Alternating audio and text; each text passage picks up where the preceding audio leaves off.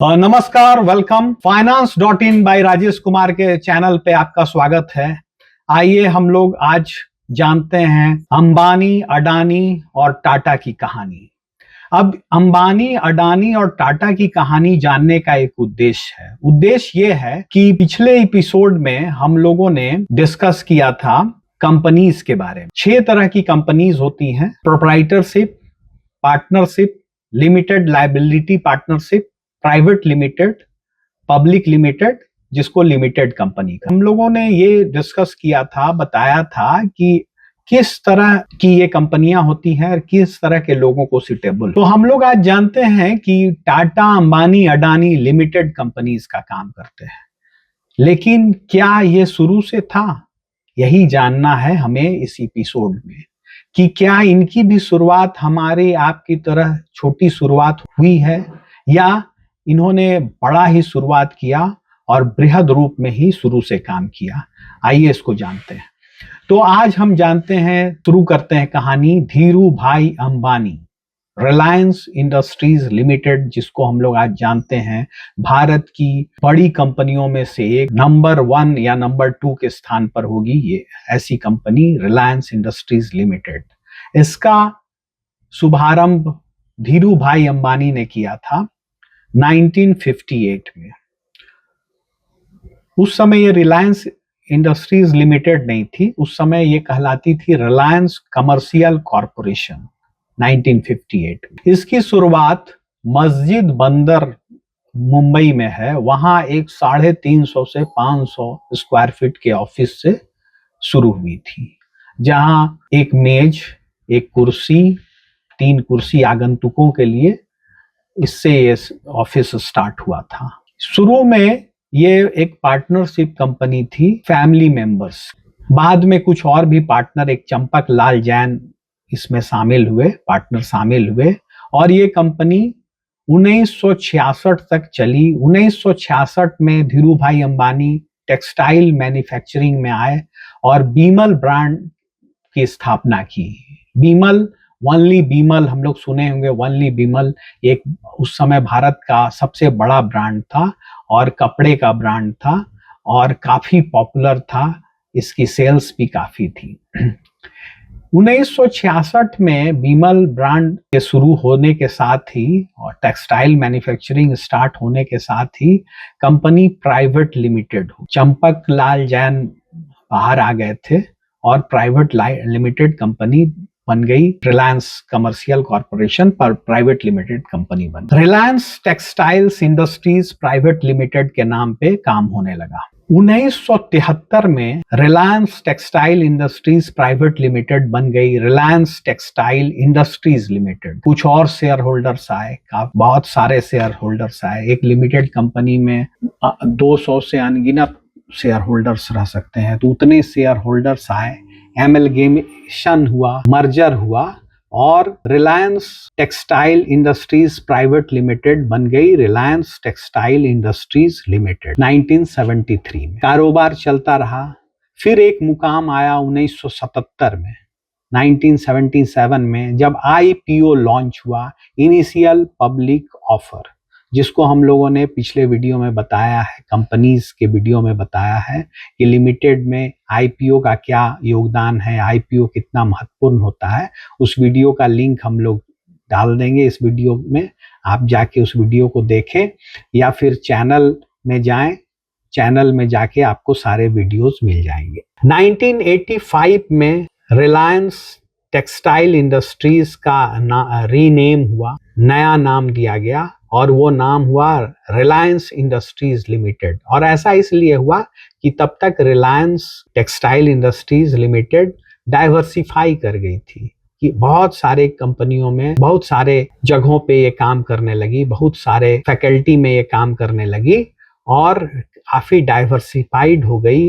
जैसे कम्युनिकेशन में भी काम करने लगी, ये इंफ्रास्ट्रक्चर में भी काम करने लगी, कम्युनिकेशन में काम कर ही रही थी, इंफ्रास्ट्रक्चर में काम करने लगी, फाइनेंस में काम करने लगी और भी विभिन्न तरह का डाइवर्सिफिकेशन हुआ। तो इस कंपनी का नाम 1985 में बदल कर रख दिया गया रिलायंस इंडस्ट्रीज लिमिटेड जिसको आज हम लोग देख रहे हैं, जिसको आज मुकेश अंबानी हेड करते हैं। दोस्तों, जून 2005 में रिलायंस इंडस्ट्रीज लिमिटेड की कंपनियों का बंटवारा हुआ। मुकेश अंबानी और अनिल अंबानी, धीरू भाई अंबानी के दो बेटे थे। बड़े बेटे मुकेश अंबानी, छोटे बेटे अनिल अंबानी।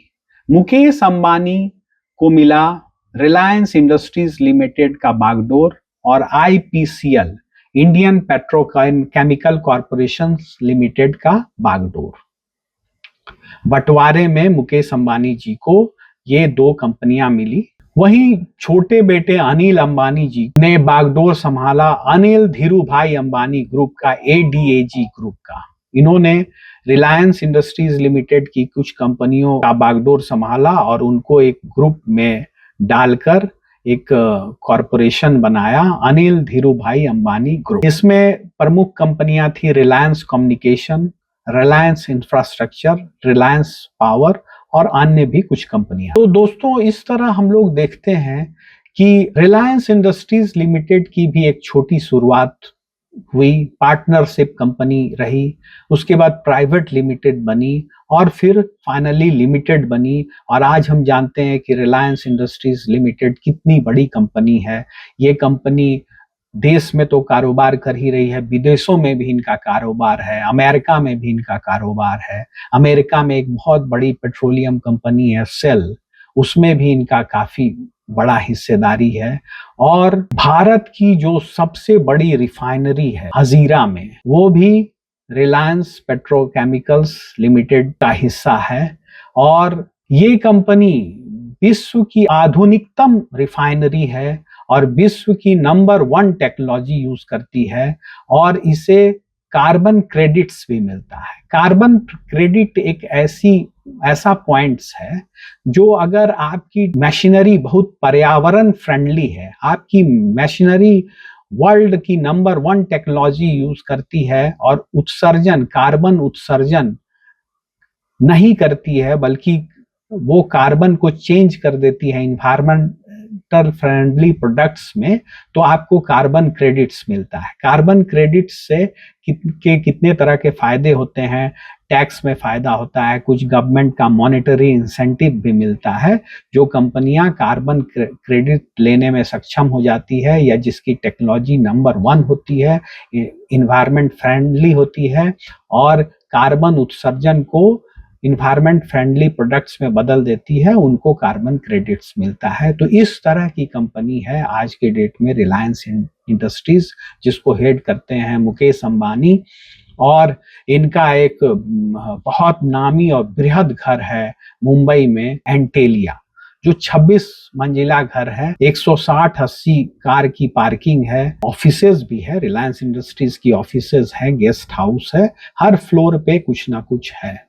तो इस तरह की ये कंपनी आज हो गई है, जो एक छोटे से 350 से 500 के स्क्वायर फीट से के ऑफिस मुंबई के मस्जिद बंदर से स्टार्ट हुई थी, एक मेज 4-5 टेबल के साथ, वो कंपनी आज यहाँ तक पहुंच गई है।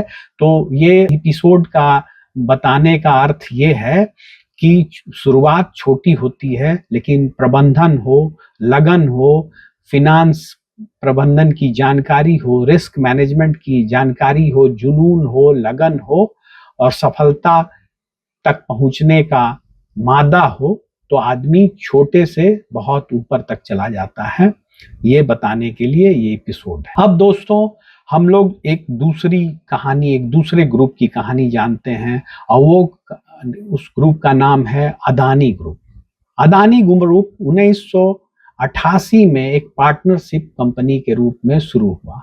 तो एक छोटी सी कंपनी थी, पार्टनरशिप कंपनी, आप समझ ही सकते हैं। आज हर शहर में हजारों की संख्या में, कुछ शहर में लाखों की संख्या में पार्टनरशिप कंपनियां हैं, लोग काम कर रहे हैं पार्टनरशिप कंपनी बना के।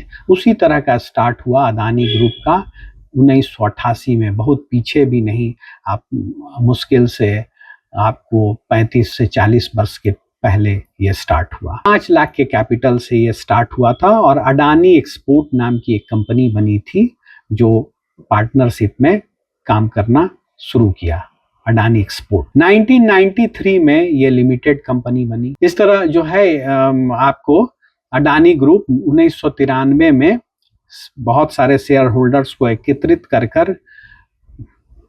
कैपिटल को अपना बढ़ाया और कंपनी लिमिटेड कंपनी में बन गई।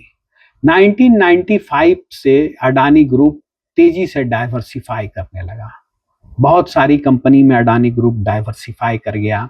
Adani exports, Adani energy, Adani power, Adani ports और अन्य बहुत सारी कंपनियां। अडानी का आईपीओ, यहाँ आपको ये मेंशन कर देता हूं कि अडानी ने इनिशियल पब्लिक ऑफर लाया 1993 में, 1993 में बीएसई में और 1994 में एनएससी में लाया। अडानी ग्रुप की कंपनियों की हम लोग बात करते हैं कि किस किस क्षेत्र में अडानी ग्रुप काम कर रहा है। अभी प्रेजेंटली कुछ क्षेत्रों का हम लोग नाम लेते हैं। Adani ports economic zone limited, Adani power, Adani enterprises, Adani energy solutions, Adani total gas, Adani Wilmer, Ambuja cements, JP cements, ACC, NDTV limited, जिसमें हाल के वर्षों में अंबुजा सीमेंट्स, एसीसी का और जेपी सीमेंट्स का अधिग्रहण किया गया है। जेपी सीमेंट्स का अधिग्रहण का तो अभी कार्य चल ही रहा है। एनडीटीवी का भी अधिग्रहण हाल के वर्षों में किया गया है। तो इस तरह से हम लोग देखते हैं कि किस तरह से ग्रेजुअली डेवलपमेंट होता है, कैसे एक कंपनी पार्टनरशिप से स्टार्ट होती है, फिर वो लिमिटेड बनती है, फिर उसका आईपीओ लॉन्च होता है और किस तरह से वो डाइवर्सिफाई करती है। तो इस एपिसोड का मकसद यही है आपको बताना कि किस तरह से एक व्यक्ति जो है बिजनेस शुरू करता है और फिर किस तरह से बिजनेस के शिखर पे पहुंचता है।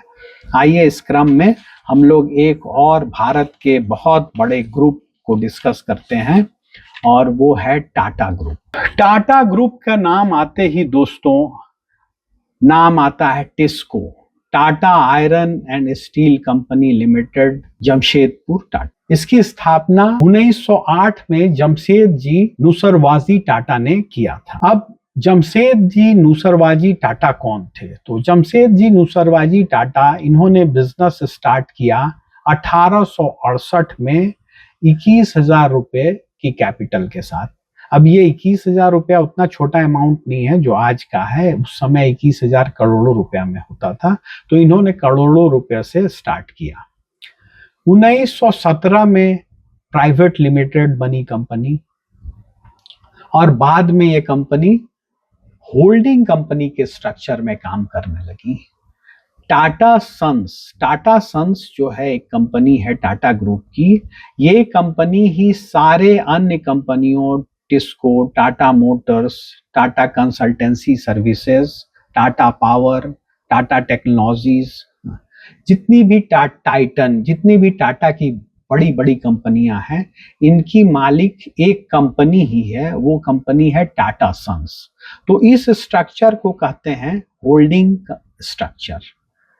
इसमें कंपनी का मालिक, कंपनियों की मालिक एक कंपनी ही होती है। तो ये स्ट्रक्चर होल्डिंग स्ट्रक्चर है। ये स्ट्रक्चर बड़ा अनूठा है, ये कई तरह के बेनिफिट्स, टैक्स बेनिफिट्स और अन्य बेनिफिट्स लाता है। होल्डिंग कंपनी में क्या होता है कि आपको किसी कंपनी, कोई इसकी सब्सिडियरी कंपनी, एक होल्डिंग कंपनी है, मान लीजिए ए, मैं समझ लीजिए कि फादर है ए और इसके बहुत सारे बच्चे हैं बी, सी, डी, ई, एफ, जी, एच, बहुत सारे बच्चे हैं। तो अब ऐसे ही जो मेन पेरेंट कंपनी हो गई वो टाटा सन्स और इसके सब्सिडियरी हो गए Tata Motors, Tata consultancy services, Tata technologies limited, Tata power और अन्य टाटा की टाइटन और इंडियन होटल्स, ये सारी कंपनी हो गई इनकी सब्सिडियरी।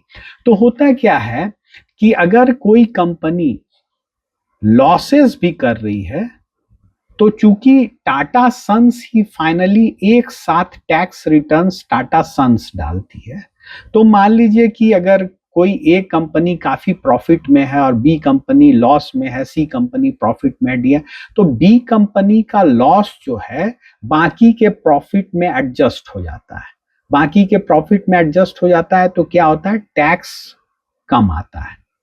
अगर इंडिविजुअली सारी कंपनी को टैक्स देना पड़े तो उसको सारे प्रॉफिट पे टैक्स देना होगा, लेकिन अगर किसी कंपनी ने, किसी 2 या 3 कंपनी ने यहाँ लॉसेस भी कर दिया तो वो बाकी अन्य कंपनियों के प्रॉफिट में एडजस्ट हो जाएगा, क्योंकि फाइनली जो टैक्स रिटर्न डाल रही है वो पेरेंट कंपनी ही डाल रही है।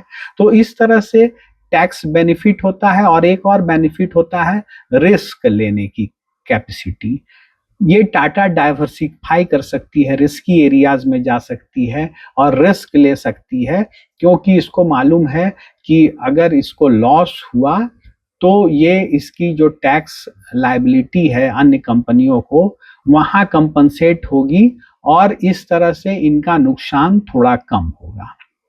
लाइक दैट अगर कोई कंपनी सेल भी होती है या कोई कंपनी कोई बड़ा सेल करती है तो उसमें क्या होता है कि जो कैपिटल गेन हुआ, मान लीजिए एक कंपनी टाटा ने बनाया था 5 करोड़ में और 10 साल काम करने के बाद वो कंपनी 100 करोड़ में सेल होती है, तो ये कैपिटल गेन टैक्स भी में बचत होता है, क्योंकि ये कैपिटल गेन जो है ये जाएगा रिटर्न में आपको पेरेंट कंपनी के पास। तो कुछ मामलों में, कुछ ज्यूरिडिक्शंस में अगर कंपनी का मालिकाना हक किसी दूसरे के पास है, कंपनी का मालिक कोई दूसरा कंपनी है, तो कैपिटल टैक्स में भी कुछ रिबेट्स हैं, कुछ रियायत है, जिसका भी फायदा होल्डिंग कंपनी स्ट्रक्चर में बन जाता है। तो टाटा कंपनी एक मिसाल है, अनूठी मिसाल है होल्डिंग कंपनी के रूप में काम करने का। और हम लोग शेयर मार्केट में, स्टॉक मार्केट में एक बहुत बड़ा नाम है Berkshire Hathaway. Berkshire Hathaway Warren Buffett ji की कंपनी है। वॉरेन बफेट आज बहुत बड़े इन्वेस्टर हैं वर्ल्ड में और इन्होंने शेयर मार्केट से अंधाधुन पैसा कमाया है, बहुत पैसा कमाया है। इनका नेटवर्थ बिलियंस ऑफ डॉलर्स में है। तो ये बर्कशायर हैथवे जो कंपनी है ये भी होल्डिंग स्ट्रक्चर पे काम करती है। तो दोस्तों धन्यवाद। शायद हमारा मकसद पूरा हुआ। हम लोगों ने बताने का प्रयास किया कि किस तरह से आज की जो बड़ी कंपनी यहाँ है, जो भारतवर्ष की सबसे बड़ी कंपनियां हैं, ग्लोबल हैं, विदेशों में भी कार्यरत हैं, ये कंपनियां किस तरह से एक पार्टनरशिप कंपनी के रूप में स्टार्ट हुई और किस तरह से ग्रोथ लिया। तो मैं आशा करता हूँ कि जो भी ऐसे व्यक्ति हैं, ऐसे यंग लड़के हैं, यंग लड़कियां हैं जो बिजनेस में आना चाहती है, इंटरप्रेन्योर्स में आना चाहते हैं, उनको जरूर हौसला मिला होगा, प्रेरणा मिली होगी और उन्हें मालूम हुआ होगा कि आखिर किस तरह से कार्य होता है, छोटे से कार्य होता है और ये कैसे आगे बढ़ता है। जरूरत है रिस्क लेने की एबिलिटी होने की, प्रबंधन की एबिलिटी होने की, सेल्फ कॉन्फिडेंस होने का, ज्ञान होने का और गिर के फिर से उठने का मादा होने का। धन्यवाद।